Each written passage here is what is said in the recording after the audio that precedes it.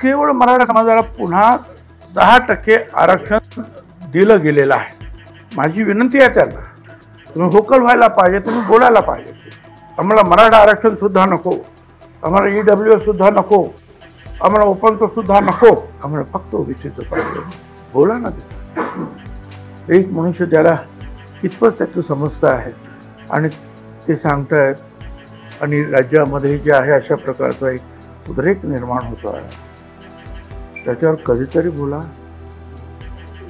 आणि पुन्हा एकदा सांगतो, या प्रश्नाचं जरूर उत्तर मला या शिकलेले समजदार नेत्यांकडून किंवा इतर क्षेत्रात काम करणारे मराठा समाजाचे लेखक आहेत सगळे आहेत, त्यांनी द्यायला पाहिजे. या गावामध्ये भरत कराड नावाच्या एका ओबीसी कार्यकर्त्याने ओबीसीचं आरक्षण संपलं असं सांगत आत्महत्या केलेली आहे. त्यांच्या कुटुंबियांना त्यांचं सांत्वन करण्यासाठी मी जातो आहे. दुसरं असं की हा प्रश्न मी दुसरं कुणाला किंवा ज्यांचं शिक्षण नाही अशा नेत्यांसाठी नाही. माझा प्रश्न जे सुशिक्षित मराठे आहेत, जे मुख्यमंत्री झालेले आहेत, मंत्री झालेले आहेत, खासदार झालेले आहेत, ज्यांना आरक्षण म्हणजे काय कसं हे कळतं आहे, त्यांच्यासाठी मी विनंती करतो. आपण लक्षात घ्या, ज्यावेळेला 50% रिझर्वेशन होतं आणि 50% ओपन होतं, ब्राह्मण समाज किती 1, 2, 3%, आणखी दुसरे 2-4, पण जास्तीत जास्त मराठा समाजच त्या 50% होता. परंतु तरी सुद्धा आंदोलन झालं आणि मोदी साहेबांनी मग महाराष्ट्रापासून गुजरात हरियाणापर्यंत 10% जे आर्थिक दृष्ट्या शैक्षणिक दृष्ट्या मागास आहे, परंतु सामाजिक दृष्ट्या मागास नाही अशांसाठी 10% आरक्षण दिलं. त्याच्यामध्ये सुद्धा त्या 10% 80% फक्त मराठा समाज एकटाच होता. त्यानंतर सुद्धा मागणी झाली की आम्हाला वेगळं आरक्षण पाहिजे. आता केवळ मराठा समाजाला पुन्हा 10% आरक्षण दिलं गेलेलं आहे. आता तरी सुद्धा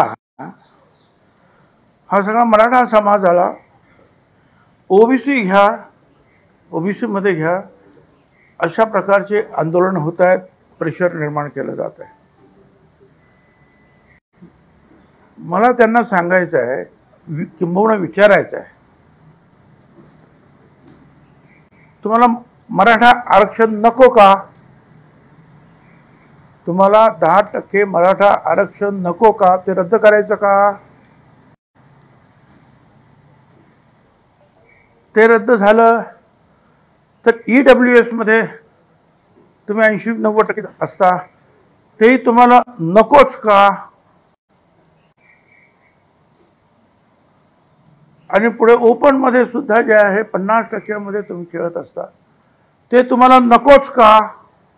याचं उत्तर अनेक माजी मुख्यमंत्री आहेत, केंद्रात मंत्री झालेले आहेत, मराठा समाजाचे नेते, आमदार आहेत, खासदार आहेत, जे शिकलेले आहेत, ज्यांना हे समजतं, त्यांच्याकडून मला उत्तरांची अपेक्षा आहे.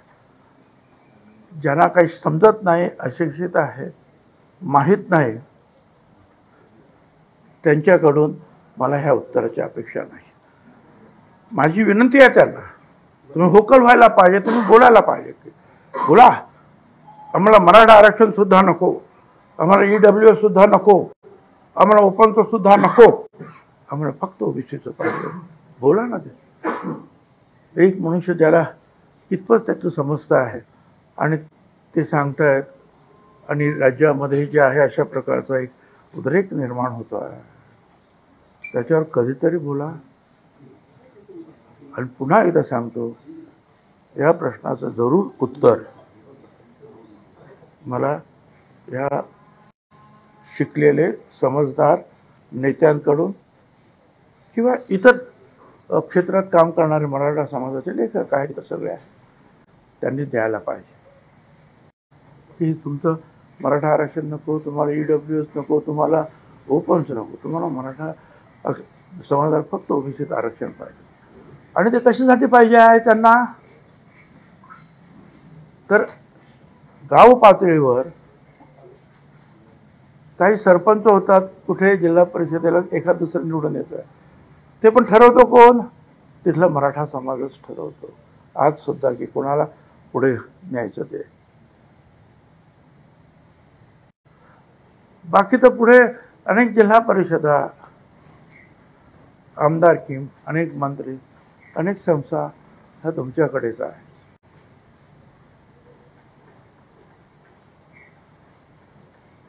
मंत्री, मुख्यमंत्री सुद्धा अनेक वेळा तुमचेच आहे. मग अशा वेळेला फक्त काही प्रमाणामध्ये लहान लहान समाजाचे लोक ग्रामपंचायत किंवा पंचायती समितीमध्ये येणार आहे.